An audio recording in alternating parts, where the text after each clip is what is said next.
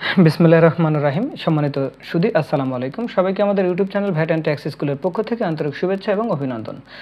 সম্মানিত সুধী, আজকের ভিডিওতে আমরা উপস্থাপন করার চেষ্টা করব এই সাম্প্রতিক সময়ে অর্থাৎ আজকেই 2024-25 অর্থবছরের বাজেট ঘোষণা হয়েছে বিকেল 3টায়।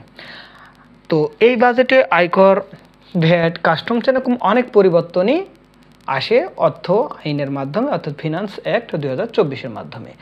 আসলে 2024-25 অর্থ বছরের বাজেটে আয়কর বিষয়ে কী পরিবর্তন আসছে, কী উল্লেখযোগ্য বা কী গুরুত্বপূর্ণ পরিবর্তনগুলো আসছে, এই পরিবর্তন নিয়ে আমরা কথা বলার চেষ্টা করব। তাই ভিডিওটি না টেনে শুরু থেকে শেষ পর্যন্ত দেখুন, আশা করছি বিষয়টুকু ক্লিয়ার হয়ে যাবে।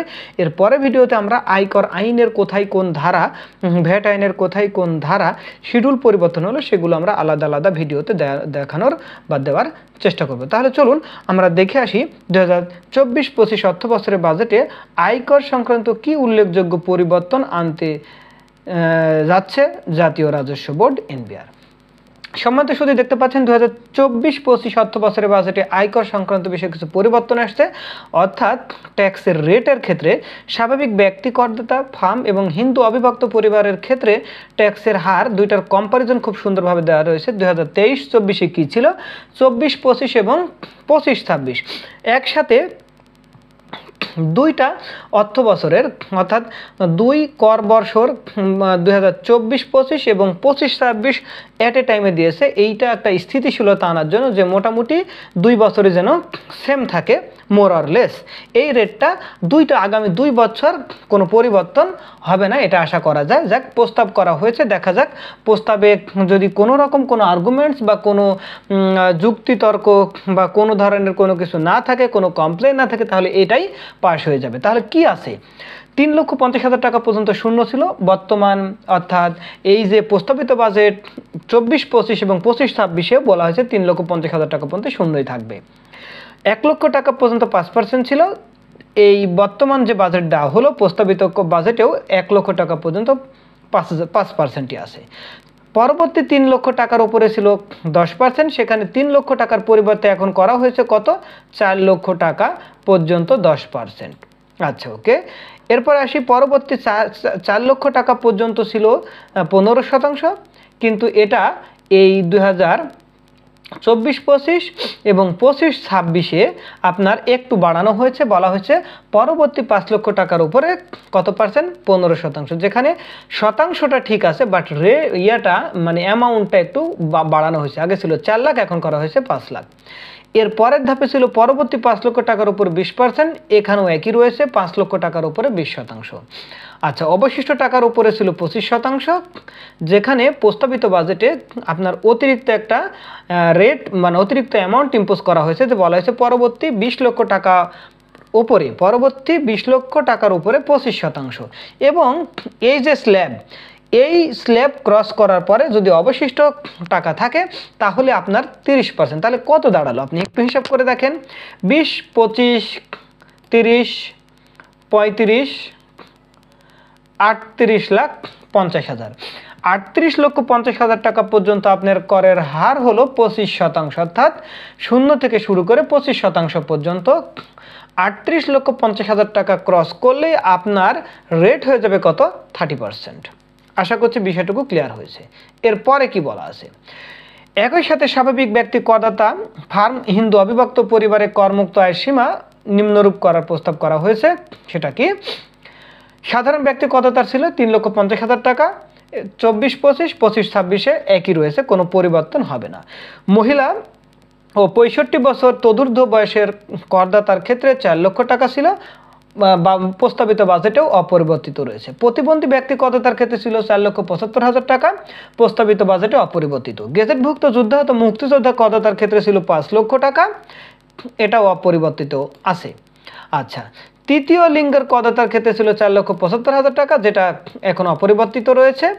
এবং কোনো প্রতিবন্ধী ব্যক্তির পিতামাতা বা আইনানুগ অভিভাবকের ক্ষেত্রে এরূপ প্রত্যেক সন্তান বা পোষ্যের জন্য অতিরিক্ত যে 50,000 টাকার সুবিধা, সেটা একইভাবে বহাল আছে, কোনোরূপ পরিবর্তন হয়নি। আচ্ছা, আমরা যে এতক্ষণ আগে বললাম যে একসাথে নর্মালি দেখেছি যে ট্যাক্সের রেটটা অর্থ বছর মানে আপনার ট্যাক্স অ্যাসেসমেন্ট ইয়ার 1 বছর হয়, মানে হয় যখন 22-23-এর বাজেট দেওয়া হয়েছে তখন 23-24, এখন যখন 24-এর বাজেট দেওয়া হয়েছে তখন 24-25 হওয়ার কথা ছিল, কিন্তু সরকার সেটা অর্থাৎ প্রসপেক্টিভ কর ব্যবস্থার মানে প্রবর্তন করতে যাচ্ছে। সেই প্রসপেক্টিভটা কি আগামী 2 বছর করের হারটা বহাল রাখার চিন্তা করেছে। মানে কেন? ব্যবসা বাণিজ্য সম্প্রসারণ, দেশের কর ব্যবস্থার প্রতি বিনিয়োগকারীদের আস্থার উন্নয়ন, স্থানীয় ও বিদেশি বিনিয়োগকে উৎসাহিত করার জন্য 2024-25 এর জন্য প্রস্তাবিত কর হারকে 2025-26 কর বর্ষের জন্য বহাল রাখার প্রস্তাব করা হয়েছে। আন্তর্জাতিক উত্তম চর্চার সাথে সামঞ্জস্য রেখে বাংলাদেশ অর্থাৎ ভবিষ্যতাপেক্ষা অর্থাৎ প্রসপেক্টিভ কর ব্যবস্থার সূচনার মাধ্যমে করদাতাগণ যথাযথ কর পরিকল্পনা গ্রহণ করতে পারবেন এবং যা কর পরিপালন বৃদ্ধিতে সহায়তা করবে। অর্থাৎ একটা নতুন সিস্টেম প্রসপেক্টিভ মেথডে আগামী 2টা অ্যাসেসমেন্ট ইয়ারে ট্যাক্সের হারটাকে অপরিবর্তিত রাখার প্রস্তাব করা হয়েছে। আচ্ছা, কোম্পানির হারে কিছু পরিবর্তন রয়েছে। কোম্পানির হারের ক্ষেত্রে বলা রয়েছে শর্ত সাপেক্ষে কোম্পানির কর হার কমানো হয়েছে। সেটা কি? যে আয়কর আইনে সংজ্ঞায়িত যে কোম্পানিগুলো রয়েছে, লিমিটেড কোম্পানি যারা পাবলিকলি ট্রেডেড নয়, এরূপ লিমিটেড কোম্পানিগুলোর ক্ষেত্রে কর হার যাদের ছিল 27.5%, সেটা এখন 25% করা হয়েছে। তবে কি কি শর্তগুলো আমরা পরে দেখব।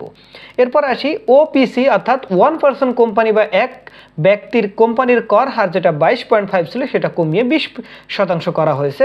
পরিশোধিত মূলধনের নির্দিষ্ট পরিমাণের অধিক শেয়ার অর্থাৎ আইপিও বা ইনিশিয়াল পাবলিক অফারিংয়ের মাধ্যমে যদি কখনো শেয়ার হস্তান্তর হয়ে থাকে তাহলে তালিকাভুক্ত কোম্পানির জন্য করের হার শর্ত সাপেক্ষে 22.5 থেকে 20% করা হয়েছে। সমবায় সমিতির কর হার শুধুমাত্র বাড়ানো হয়েছে, যেটা আগে ছিল 15%, সেটা 20% করা হয়েছে। তবে যাদের কর হার কমানো হয়েছে সেক্ষেত্রে কিছু শর্ত দেওয়া হয়েছে। শর্তগুলো কি? সকল প্রকার আয় ও প্রাপ্তি এবং প্রত্যেক একক লেনদেনে 5 লক্ষ টাকার অধিক এবং বার্ষিক সর্বমোট 36 লাখ টাকার ঊর্ধ্বে সকল প্রকার ব্যয় ও বিনিয়োগ ব্যাংক ট্রান্সফারের মাধ্যমে সম্পন্ন করতে হবে। অন্যান্য কর হার এর বিদ্যমান কাঠামোটি বহাল রাখার প্রস্তাব করা হয়েছে। অর্থাৎ কোম্পানির আরও যে ব্যাংকের ক্ষেত্রে বা অন্যান্য যে মোবাইল অপারেটর কোম্পানিগুলো রয়েছে সেগুলো আগের মতোই রয়েছে। তাহলে কি এই কোম্পানির কর হার কিছুটা পরিবর্তন করা হয়েছে। পরিবর্তনের ক্ষেত্রে আপনাকে মনে রাখতে হবে একক লেনদেনের ক্ষেত্রে কোনোভাবেই 5 লক্ষ টাকার বেশি হওয়া যাবে না এবং বাৎসরিক আপনার 36 লক্ষ টাকার ঊর্ধ্বে যে আপনি ব্যয় এবং বিনিয়োগ সেগুলো অবশ্যই ব্যাংক ট্রান্সফারের মাধ্যমে হতে হবে। আচ্ছা, অপ্রদর্শিত সম্পদ অর্থাৎ কালো টাকা সাদা করার সুযোগ এবারও রয়ে গেছে। সেখানে খুব সুন্দরভাবে একটু ব্যাখ্যা দেওয়া আছে, আমরা একটু দেখে নেওয়ার চেষ্টা করব।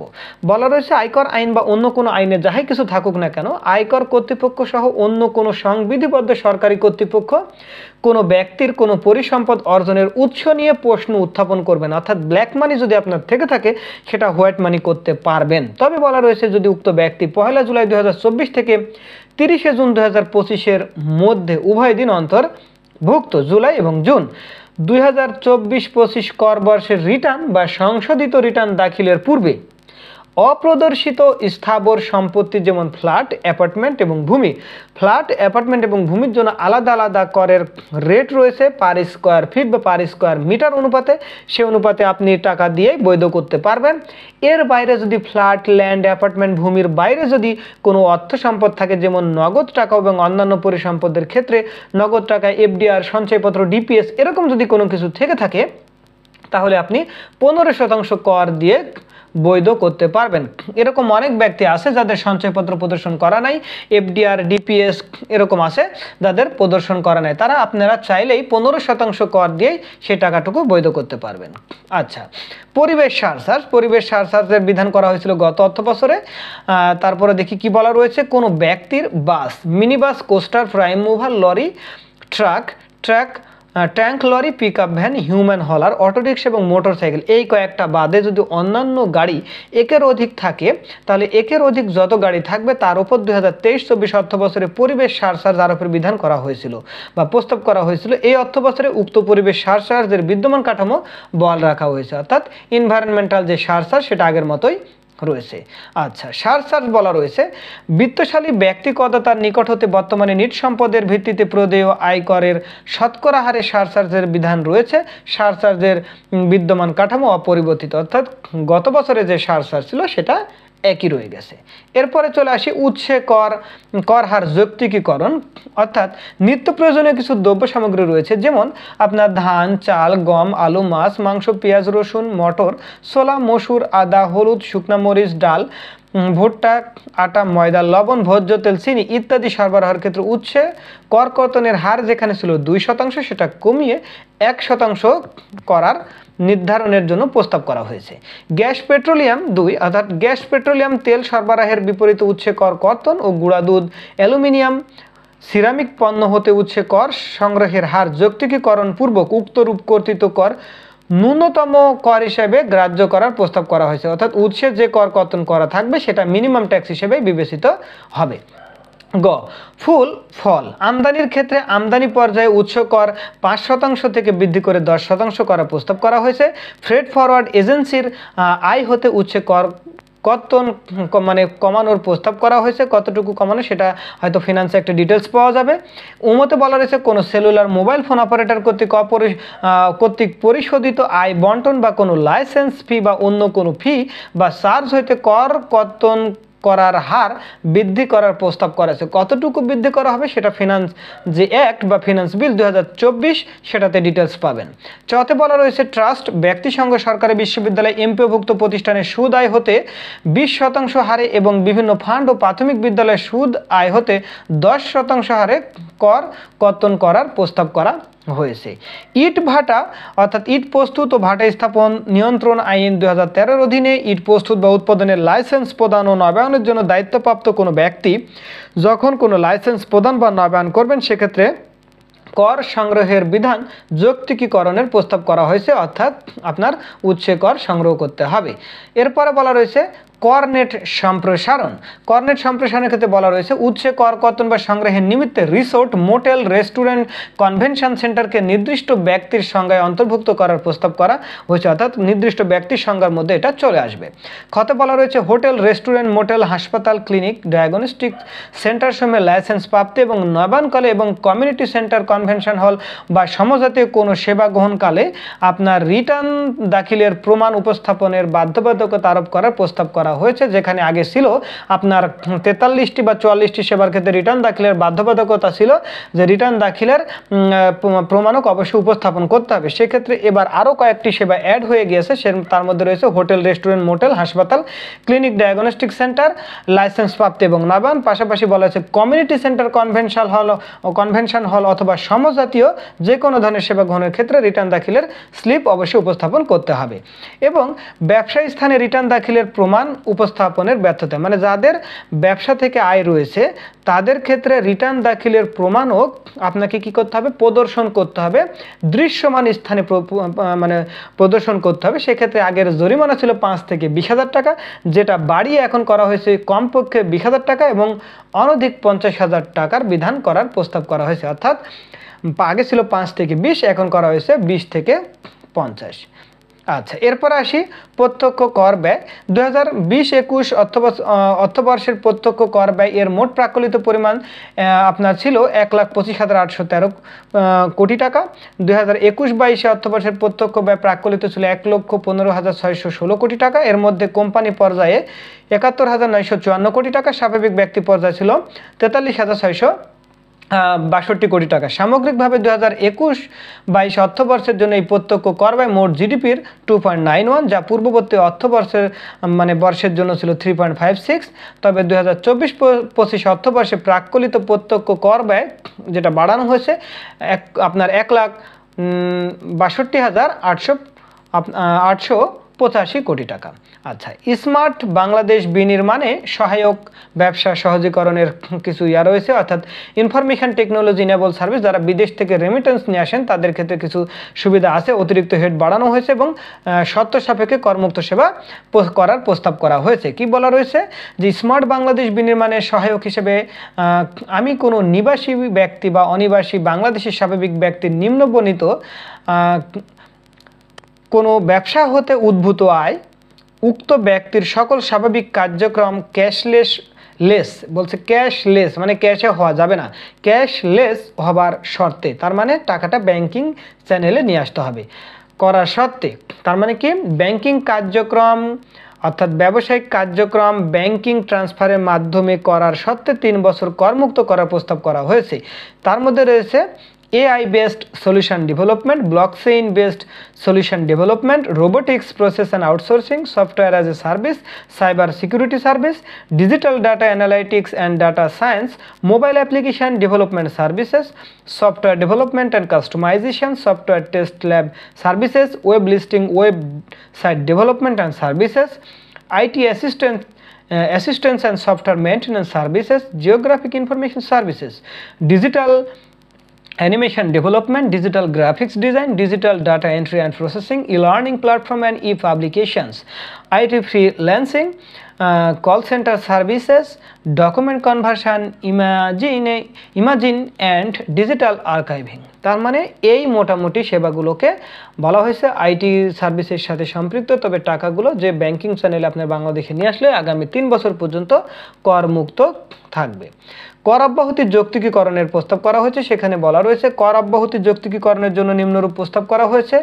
কতে বলা রয়েছে কর অব্যাহতিপ্রাপ্ত কোনো ব্যক্তি তার কর অব্যাহতি পূর্ণাঙ্গ বা আংশিকভাবে সমর্পণপূর্বক নিয়মিত হারে কর পরিশোধ করতে পারবেন। হাইটেক পার্কের সুবিধা কেবল সরকারি হাইটেক পার্কে সীমাবদ্ধ করা এবং অর্থনৈতিক অঞ্চলসমূহের ক্ষেত্রেও একই ব্যবস্থা গ্রহণ করা।